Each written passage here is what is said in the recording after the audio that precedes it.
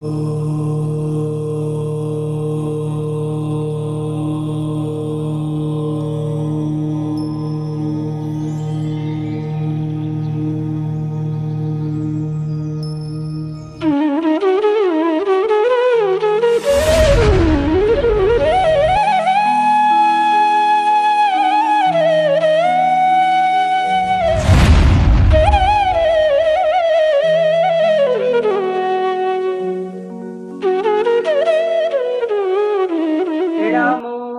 अरिहन्ताणम्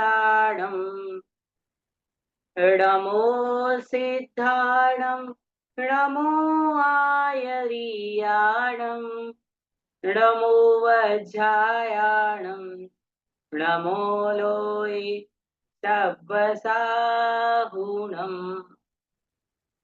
मोक्षमार्गस्य नेतारम् भेत्तारं कर्म भूभृताम् ज्ञातारं विश्वतत्त्वानां वन्दे तद्गुणलब्धये। पंच परमेशी भगवान की जय। देवादिदेव 1008 आदि तीर्थंकर आदिनाथ भगवान की जय। प्रातस्मरणीय वंदनीय आचार्य भगवंत पूज्यपाद स्वामी महाराज की जय। आचार्य भगवंत उमा स्वामी महाराज की जय। आचार्य गुरुदेव विद्यासागर जी महाराज की जय। आचार्य नव समय सागर जी महाराज की जय। जगत पूज्य मुनि पुंगव सुधा सागर जी महाराज की।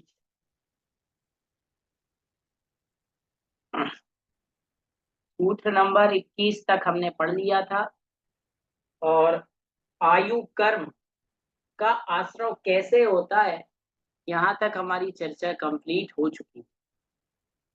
कितना सभी को आ गया है समझ में?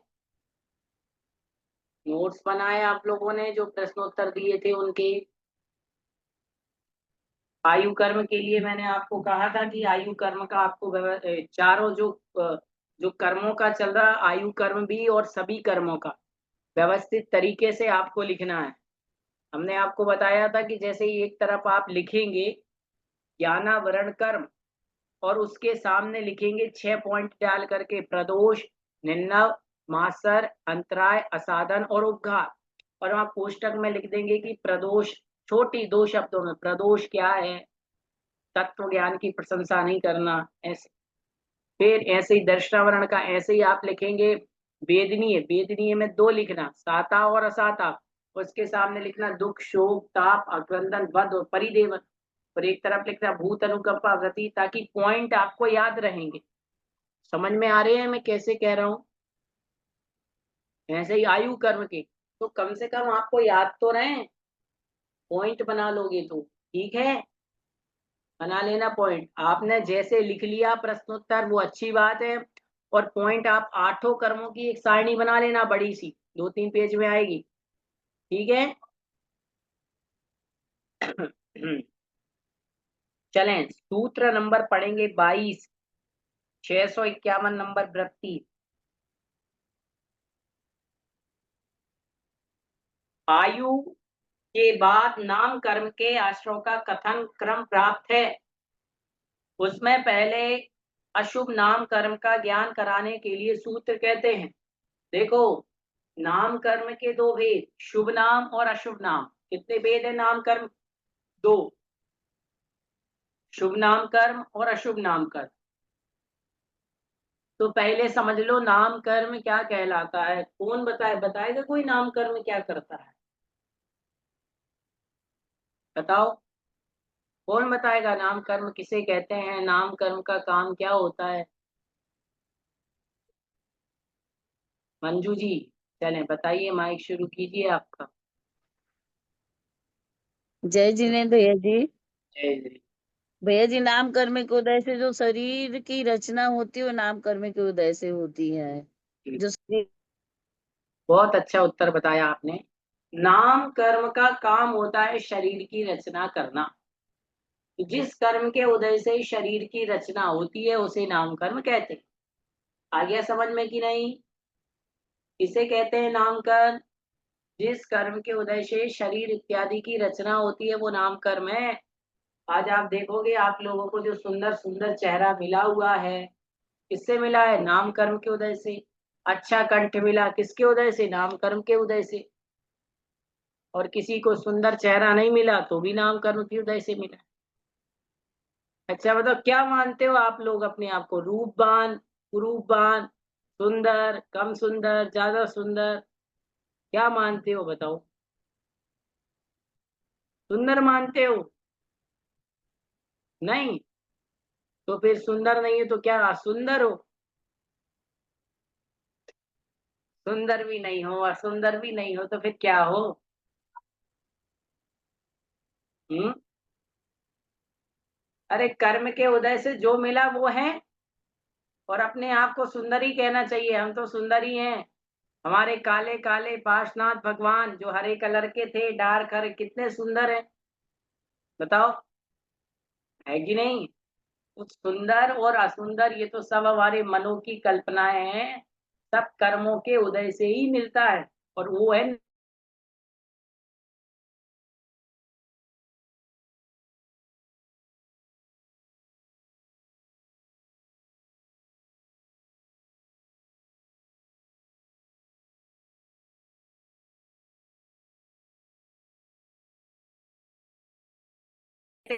रूपों में बांटा है, शुभ में और अशुभ में।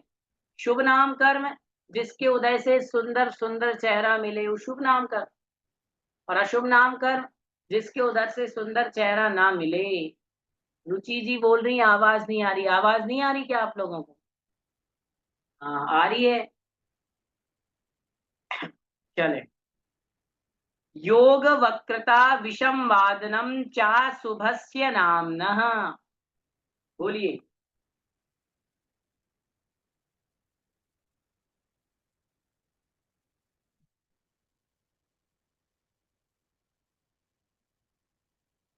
योग वक्रता विषम वादनम चा शुभस्य नाम्नः।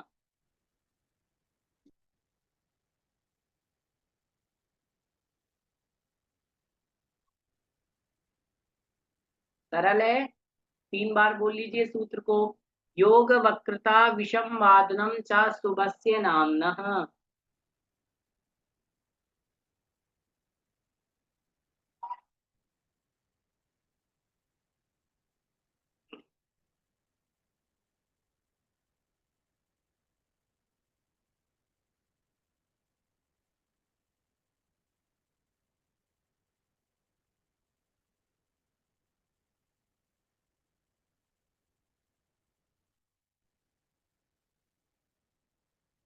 देखो कितनी अच्छी बात कह रहे हैं। योग वक्रता विषम वादनम च अशुभस्य नामना। अशुभस्य मतलब अशुभ, नामना मतलब नामकरण।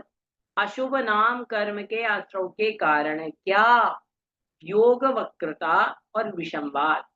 योग वक्रता अर्थात होता है कुटिलता। योग मतलब मन वचन काय योग, वक्रता मतलब कुटिलता। मन वचन काय की जो कुटिलता है वो किसके आश्रव का कारण है? अशुभ नाम कर्म के। मन में छल रखना, वचन में छल रखना, काय में छल रखना, मन वचन काय से कपट करना, छल कपट करना, माया करना, ये सब क्या कहलाता है? अशुभ नाम कर्म के आश्रव के कारण है। इसीलिए तो कहते कभी हमें किसी के साथ छल कपट नहीं करना चाहिए। करना चाहिए क्या? हमारे आचार्य श्री क्या कहते हैं पता है? आचार्य श्री आपके थोड़ी है, हमारे ही तो हैं। आपके भी हैं क्या? चलो ठीक है, आप मानते हो तो है। मंजू जी के यहाँ तो ऊपर फोटो लगी हुई है, वो कह रही हमारे तो आचार्य श्री हैं। तो आचार्य श्री कहते थे हमेशा, ठगा जाना बुरा नहीं है, ठगना बुरा है। लाइन को ध्यान से समझना। ठगा जाना बुरा नहीं है, ठगना बुरा है। भाई बात समझ में? मैं किसी को ठग रहा हूं ये बुरा है। मुझे कोई ठग रहा है तो कोई बुरी बात नहीं है, क्योंकि मुझे कोई ठग रहा है इसमें मेरी कोई गलती नहीं है। तो हमेशा याद रखना, किसी के साथ छल करोगे तो अशुभ नाम कर्म का आश्रय होगा। ठीक है? कैसे होगा जी?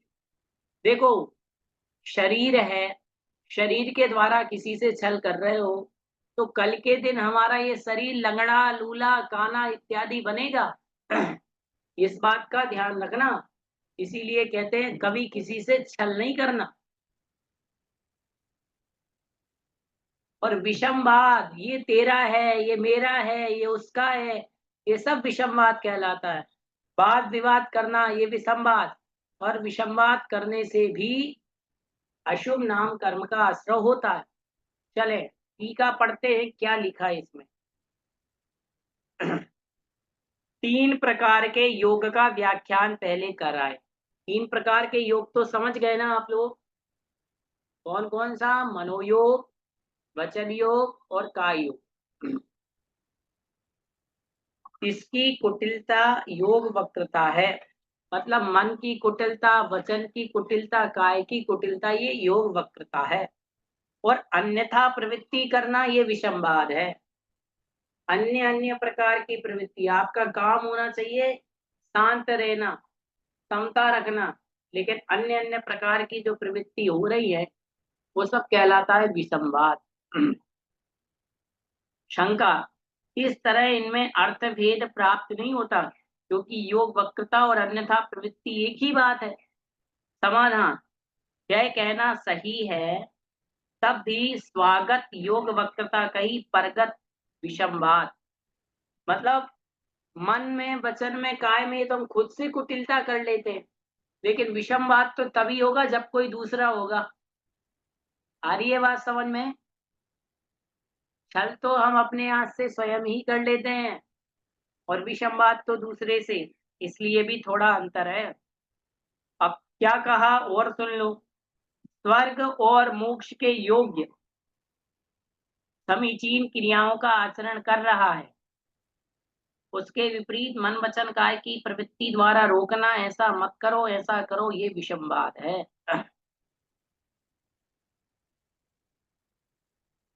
आ रही है बात समझ में? क्या कहा विषमवाद? सम्यक अभ्युदय, अर्थात सम्यक अभ्युदय का अर्थ है जो मोक्ष और स्वर्ग, अभ्युदय मतलब मोक्ष और निश्रेयस मतलब मोक्ष और अभ्युदय मतलब स्वर्ग। तो जो स्वर्ग और मोक्ष इत्यादि के लिए क्रिया कर रहा है, उसके विपरीत मन वचन काय इस प्रकार से उससे संवाद करना, ये विषमवाद है। इस बात का ध्यान रखो। और इसमें इस प्रकार से कहा, ये दोनों एक नहीं है, अलग अलग है।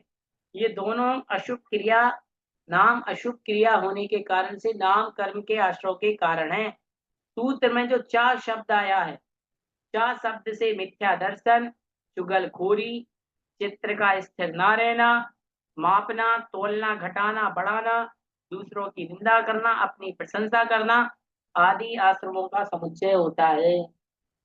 सुन लीजिए जी। इसीलिए कहते हैं किसी की निंदा बुराई आप बिल्कुल मत करना। योगों की कुटिलता, मन वचन काय की कुटिलता, ये अशुभ नाम कर्म के आश्रय के कारण है। ये बात आ गई समझ में? बताओ, सरल है? देखो इसमें भी आपको पॉइंट बनाना है। एक योगों की वक्रता, विषमवाद, फिर मिथ्या दर्शन, चुगलखोरी, चित्त का स्थिर ना रहना, है ना, तोल बांट में घटाना बढ़ाना, दूसरों की निंदा करना, अपनी प्रशंसा करना, ये भी कहीं ना कहीं अशुभ नाम कर्म के आश्रय के कारण है। इसलिए इनको यहाँ पर ऐसा लिखा है। आया समझ में?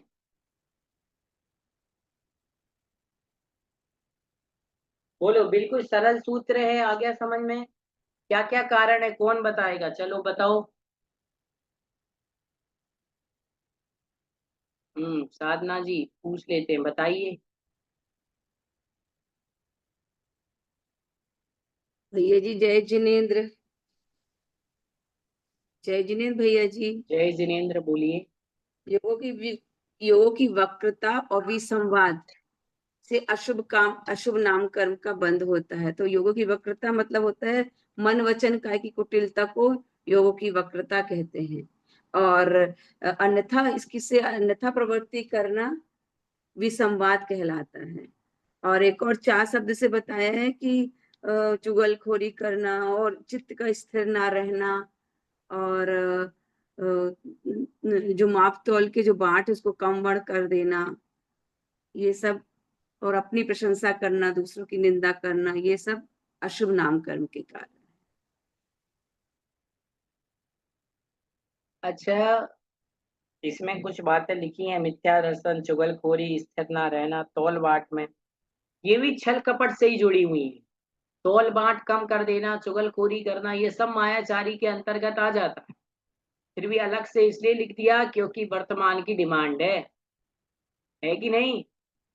आज के समय में चुगलखोरी सबसे ज्यादा है, हानि लाभ तोलना घटाना सबसे ज्यादा होता है। सोने चांदी में कम बढ़ कर देते, करते कि नहीं करते?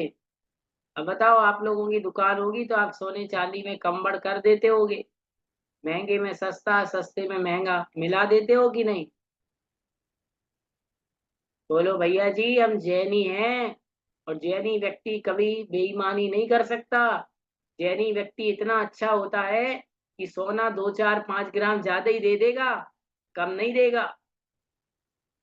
हाँ, सब्जी हमारे यहाँ तो कोई दाल चावल कुछ लेने आता है तो 2 5 10 ग्राम ज्यादा ही दे देते हैं। ऐसे ही सोना चांदी है, 2 5 ज्यादा ग्राम दे दिया तो क्या फर्क पड़ रहा है? बताओ। साधना जी मना कर रही हैं, क्यों मना कर रही हैं?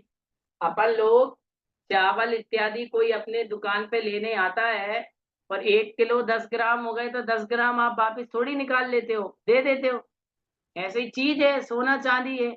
अरे थोड़ा बहुत ज्यादा चला गया तो क्या निकाल लोगे क्या आप? रुचि जी कह रही है कि फर्क पड़ता है, सोने चांदी में और दाल रोटी चावल बेचने में बहुत अंतर है कि नहीं? हाँ, समझ गए, बहुत अंतर होता है। जैसे अंतर सोने चांदी में और सब्जी बेचने में है, वैसा ही अंतर ग्रहण करने में और बोलने में है। बोलने को तो बोल देते हैं हम बहुत सारा, पढ़ लेते बहुत सारा, लेकिन जीवन में ग्रहण कितना करते हैं? सोने चांदी जितना। ज्ञान आप लोग लेते हो चावल गेहूं जितना, लेकिन अंदर में धरते कितना हो? सोने चांदी बराबर। है कि नहीं? सही बात है। हाँ, तो ये ध्यान रखना, सोने चांदी में क्वालिटी है। यदि वो आपने 5 ग्राम ज्यादा दे दिया तो 50 लाख का हो गया, ये 50,000 का हो गया। आई बात समझ में? 1 ग्राम सोना 10,000 का है, तो फिर 5-7 ग्राम ज्यादा कैसे दे देंगे? 5-7 ग्राम में तो एक नई अंगूठी बन जाएगी। बताओ।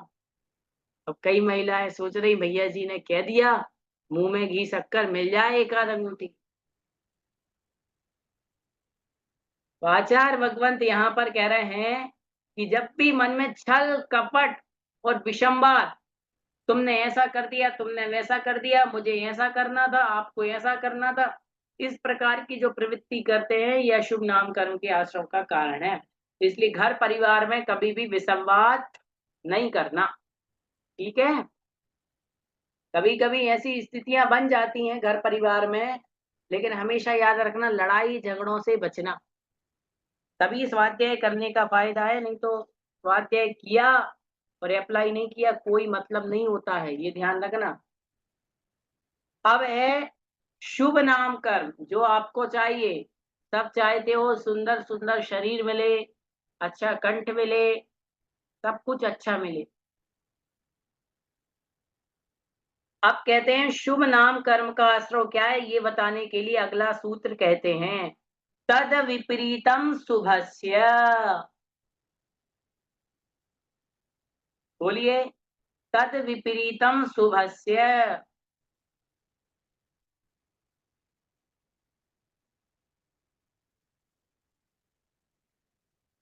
बोल लीजिए, तद विपरीतम शुभस्य।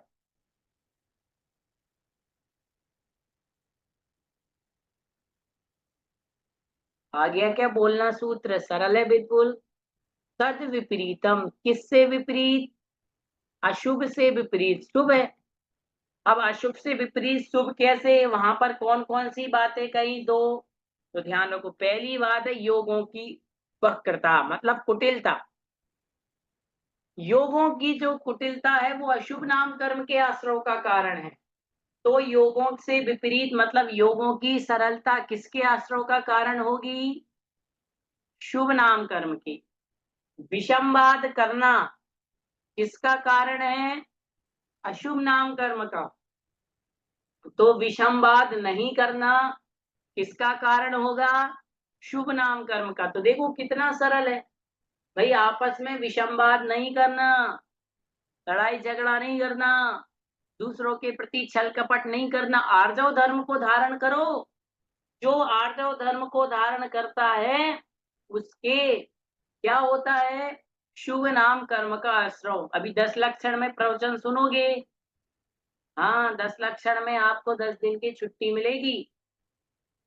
10 दिन आप बढ़िया अपनी चर्या साधना जो पढ़ा है उसको ध्यान रखना कि मुझे छल नहीं करना, क्योंकि छल कपट करने से अशुभ नाम कर्म का आश्रय होता है और सरलता रखने से किसका होता है? शुभ नाम कर्म का। आ गया समझ में? आर्जव धर्म का पालन करने से शुभ नाम कर्म का आश्रय होता है और मायाचारी करने से अशुभ नाम कर्म का आश्रय होता है। ध्यान रहेगा कि नहीं? ठीक है, पढ़ते टीका में। काय वचन और मन की सरलता तथा अविसंवाद ये उससे विपरीत है। उसी प्रकार पूर्व सूत्र की व्याख्या करते हुए चा शब्द से समुच्चय अर्थ लिया गया, उसके विपरीत आश्रमों को ग्रहण करना, धार्मिक पुरुषों और स्थानों का दर्शन करना। आप तीर्थों के दर्शन करेंगे, मुनिराज के दर्शन करेंगे, व्रतियों को उनको सादर प्रणाम करेंगे आप, तो उससे आपके शुभ नाम कर्म का आश्रय होगा।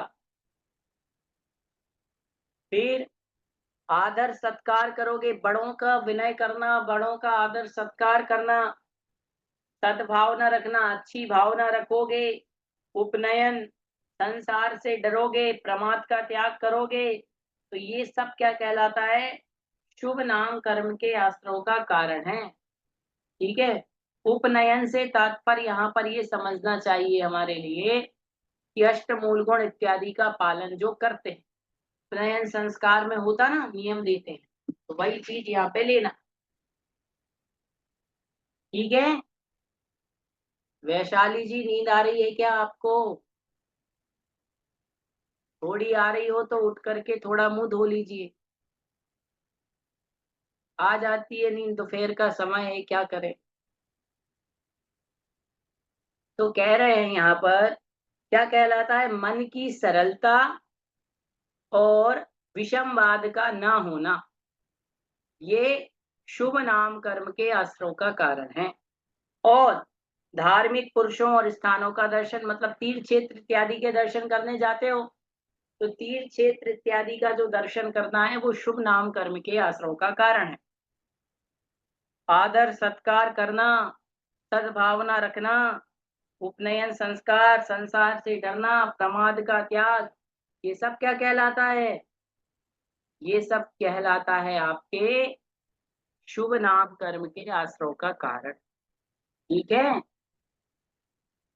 हाँ, शुभ नाम कर्म के आश्रयों का कारण है ये। साता आप चाहोगे तो इससे शुभ नाम कर्म बनेगा और आपके लिए अच्छा शरीर मिलेगा, अच्छा रूप मिलेगा, सब कुछ अच्छा ही अच्छा मिलेगा। चाहते हो कि नहीं? अच्छा चाहते हो, सब चाहते हैं, बिल्कुल सुंदर रूप सब चाहते हैं। ठीक है, तो एक बात इसमें बहुत अच्छी लगी हमारे लिए, धार्मिक पुरुषों का और धार्मिक स्थानों का दर्शन, अर्थात जो मुनिराज हैं, व्रती हैं, उनके पास जाना भी, उनसे मिलना भी, मुनिराज के दर्शन करना शुभ नाम कर्म के आश्रय का कारण है। ठीक है, और स्थान में आप सारे तीर्थ क्षेत्र ले लो। आप कभी हमारे सांगानेर संस्थान आए हैं क्या? आप लोग नहीं आए? आना कभी आप। प्रमोद जी आए हैं? आवाज नहीं आ रही, कुछ बोलना चाह रहे हैं क्या? माइक शुरू कीजिए आपका।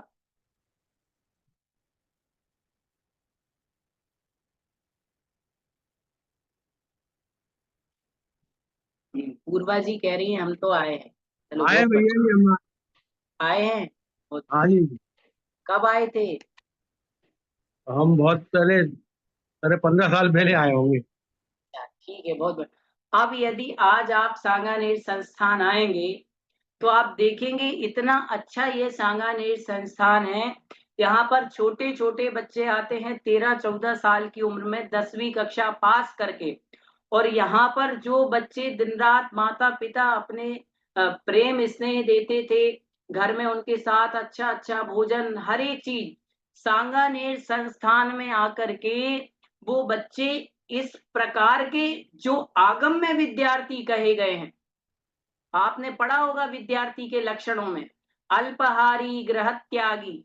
जो गृह त्यागी होता है, अल्पाहारी होता है, जिसकी निद्रा श्वान की तरह होती है और जो हमेशा अपने पढ़ने के लिए विद्या को ग्रहण करने के लिए सजग रहता है, ऐसा यहाँ पर विद्यार्थी बन जाता है। और ये सांगानेर संस्थान श्रवण संस्कृति संस्थान को पूज्य गुरुदेव सुधा सागर जी महाराज हमेशा कहते हैं कि दुनिया के हजारों तीर्थ एक तरफ है, लेकिन जो श्रवण संस्कृति संस्थान है वो एक तरफ है। क्यों? इस श्रवण संस्कृति संस्थान के आज हजारों विद्वान भारत ही नहीं पूरे विश्व में धर्म का डंका बजा रहे हैं, धर्म की प्रभावना कर रहे हैं। अरे कौन जानता था ये आलाप पद्धति ग्रंथों को? कौन जानता था गोमटसार जीव कांड? कौन जानता था गोमटसार कर्म कांड? और किसने पढ़ी थी ये सरवार सिद्धि? लेकिन ऐसे ऐसे ग्रंथों को आज 20-20, 22, 24, 25 साल के विद्वान तैयार होकर के समाज में पढ़ा रहे। इससे बड़ी समाज को और क्या उपलब्धि की बात होगी। आज पूज्य गुरुदेव सुधा सागर जी महाराज ने श्रवण संस्कृति संस्थान के रूप में पूरी समाज को, पूरे विश्व को जो एक निधि दी है वो कोई नहीं दे सकता। आज उन्होंने ऐसे हजारों विद्वान और साथ में विदुषियां भी पढ़ रही, ऐसे हजारों विद्वान और विदुषियां दे दिए जो स्वयं आलू नहीं खाते, प्याज नहीं खाते, अभक्ष नहीं खाते, धर्म पूर्वक जीवन व्यतीत करते हैं, शास्त्रों का ज्ञान रखते हैं और जगह जगह जाकर के धर्म की प्रभावना करते हैं। सांगानेर संस्थान मतलब इतनी बढ़िया जगह है। कभी आप यहाँ आकर के एक दिन की दिनचर्या देखेंगे, जहां दुनिया के लोग 1 घंटे के लिए स्वाध्याय का समय नहीं निकाल पाते, यहाँ सांगानेर संस्थान में घंटों घंटों तक स्वाध्याय होता है, प्रवचन होते हैं, भगवान की भक्ति होती है। और ऐसे छोटे छोटे से बालक जो अभी मात्र 20 साल के हैं, 22 साल के हैं, इतनी अल्प उम्र में भी धर्म की प्रभावना करते हैं। तो ये बहुत बड़ी बात है। पूज्य गुरुदेव ने समाज को आज ऐसी निधि दी है। श्रवण संस्कृति संस्थान आज तो पूरे विश्व में अपनी ध्वजा फहरा ही रहा है, लेकिन आगे आने वाले समय में श्रवण संस्कृति संस्थान का जो जय घोष है पूरे विश्व में गूंजेगा। अभी भी गूंज रहा है और आगे भी गूंजेगा, क्योंकि आगे आने वाले समय में जो विद्वानों की और विदुषियों की संख्या है वो बढ़ते जानी है, बढ़ते जानी है। और एक समय ऐसा आएगा हर नगर में एक सांगानेर संस्थान का विद्वान और विदुषी अवश्य होगा। हर नगर में, हर मंदिर में स्वाध्याय की गद्दी अवश्य हो। कितनी बड़ी बात है। देखो आज ऑनलाइन के माध्यम से 12 वर्षीय पाठ्यक्रम में 20,000 से ज्यादा लोग स्वाध्याय कर रहे हैं। महाराज के शिविर के माध्यम से लाखों शिविरार्थी प्रशिक्षित हो चुके हैं। महाराज जो पाठशाला सांगानेर संस्थान के द्वारा चल रही है, तो सैकड़ों पाठशालाएं जुड़ी हैं और उस पाठशाला के माध्यम से हजारों बच्चे संस्कारित हो रहे हैं। जब महाराज के यहाँ पाठशाला अधिवेशन होता है तो आप देखोगे हजारों बच्चे आते हैं जो धार्मिक शिक्षाओं को जिन्होंने ग्रहण करके जिनका जीवन धन्य हो गया। तो पूज्य गुरुदेव सुधा सागर जी महाराज ने ये श्रवण संस्कृति संस्थान को बना करके समाज के ऊपर, जैन धर्म के ऊपर और पूरे विश्व के ऊपर जो एक उपकार किया है, ये सदियों तक इतिहास में स्वर्ण अक्षरों से लिखा जाएगा। क्योंकि आप स्वयं विचार कीजिए, सरवार सिद्धि ग्रंथ को पढ़ना, गोमटसार इत्यादि ग्रंथ को पढ़ना, समय सार, समय सार का शिविर पूज्य गुरुदेव का लगता है और छोटे छोटे से बालक बालिकाएं पूरी 439 गाथाएं याद कर लेते हैं। अरे बड़े बड़े लोगों को समय सार ग्रंथ याद नहीं है, लेकिन पूज्य गुरुदेव के छोटे छोटे से बच्चे और बच्चियां ये ग्रंथ याद कर लेते, कितनी बड़ी बात है। मुझे तो वो घटना याद आ जाती है, किंवदंती है, कहानी है कि आचार्य कुंद कुंद स्वामी महाराज जब बचपन में झूले में झूलते थे, तो उनकी माँ उनको सुनाया करती थी कि बेटा तुम शुद्ध हो, तुम बुद्ध हो, तुम ज्ञानी हो। और ये सुन सुन करके वो बड़े हुए और स्वयं इतने बड़े आचार्य बने, उन्होंने 84 पाउड़ लिखे। उसी प्रकार से पूज्य गुरुदेव इन बच्चों के लिए माता पिता के समान हैं। इस जितने भी लोग चाहे द्वादश वर्षीय के हों चाहे सांगानेर वाले हों, उन सबके लिए माता पिता के समान हैं। और जहां लोग दुनिया भोगों में लग रही थी, पापों में लग रही थी, पूज्य गुरुदेव का अनुग्रह देखो, सबको उन्होंने छह डाला, द्रव्य संग्रह, सर्वार्थ सिद्धि, तत्वार्थ सूत्र इत्यादि ग्रंथ हाथों में दे दिए और कल्याण का मार्ग खोल दिया। ये बहुत बड़ी बात है। और ये मतलब ये सोच लीजिए, ऐसे साधु के दर्शन करना, ऐसे साधु को आहार देना, ऐसे मुनिराज मिलना आज के समय में सबसे बड़ी दुर्लभता की बात है। तो ये बात याद रखना, जगत पूज्य मुनि पुंगव सुधा सागर जी महाराज एक अकेले मुनि हैं, लेकिन हजारों से भी अधिक मुनिराजों का काम उन्होंने करके दिखाया है। एक साधु होकर के सोचो, सारी की सारी समाज मिलकर के जो काम नहीं कर सकती, हमारे पास सब संसाधन है। पूज्य गुरुदेव अपनी चर्या का पालन करते हुए सुबह 3 बजे से सामायिक करते हैं, 5 बजे तक वो सामायिक करते हैं, फिर प्रतिक्रमण इत्यादि स्वाध्याय करते हैं, सोच को जाते हैं, प्रवचन देते हैं, आहार चर्या को जाते हैं, फिर अपनी 2-2 ढाई-ढाई घंटे की सामायिक करते हैं। दोपहर में फिर क्लास उनकी होती है, सायकालीन जिज्ञासाएं होती हैं, दोपहर में स्वाध्याय होता है। कितना देते हैं महाराज, सारा का सारा जीवन उन्होंने संसार लोक कल्याण के लिए ही दे दिया। कभी आप उनके निकट जाकर के देखना, उनका जो तपस्या का तेज है महाराज के पास, कभी उनके पास खड़े होकर के देखना, उनके शरीर से जो तेज, उनके चेहरे से जो तेज निकलता है, वो तपोबल से ही प्रकट होता है। तो ऐसे पूज्य गुरुदेव हैं और उन्होंने कितना कुछ दिया है। तीर्थों को देखो तो सारे के सारे तीर्थ चमकने लगे हैं। आप यदि जगह जगह देखो तो महाराज ने पाठशालाएं खोली हुई हैं, द्वादश वर्षीय के माध्यम से हजारों लोग स्वाध्याय कर रहे हैं, सांगानेर के माध्यम से युवा पीढ़ी तैयार हो रही है, पाठशाला के माध्यम से बच्चे सुधर रहे हैं। सुन लीजिए, पाठशाला के माध्यम से बच्चों का कल्याण हो रहा है, सांगानेर संस्थान के माध्यम से युवा पीढ़ी तैयार हो रही है, बालक और बालिकाएं दोनों। और स्वाध्याय के लिए जो लोग सांगानेर नहीं पढ़ पाए, उनके लिए स्वाध्याय द्वादश वर्षीय का पाठ्यक्रम चालू हुआ। तो 80-80, 100-100 साल के लोग भी स्वाध्याय में लगे हैं। अभी एक 100 साल के दादाजी ने परीक्षा दी थी द्वादश वर्षीय में, कितनी बड़ी बात है। देखो 100 साल की उम्र में परीक्षा दे रहे। आप में से कितने लोग तो ऐसे होंगे जिन्होंने ये पेन ही उठाया है द्वादश वर्षीय के लिए।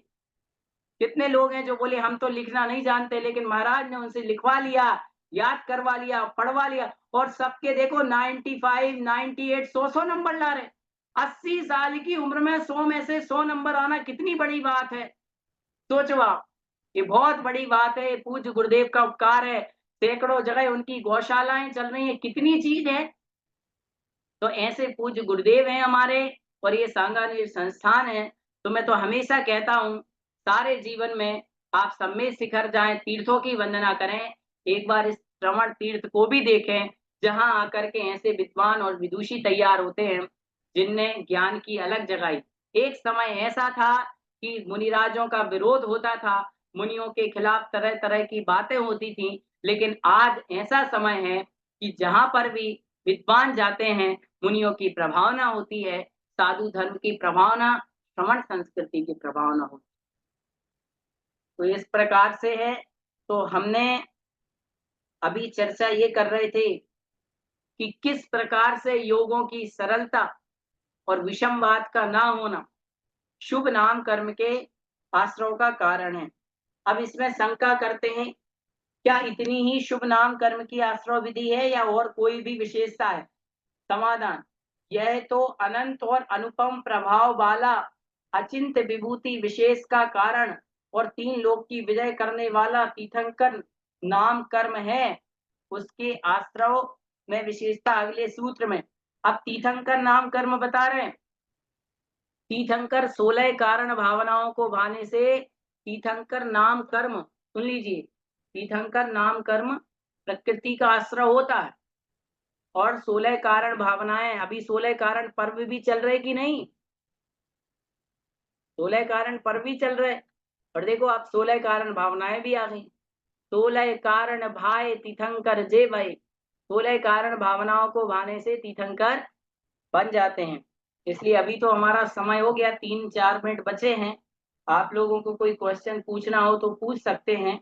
हम कल की कक्षा में इसको आगे और 16 कारण भावनाओं को बहुत अच्छी तरीके से समझेंगे।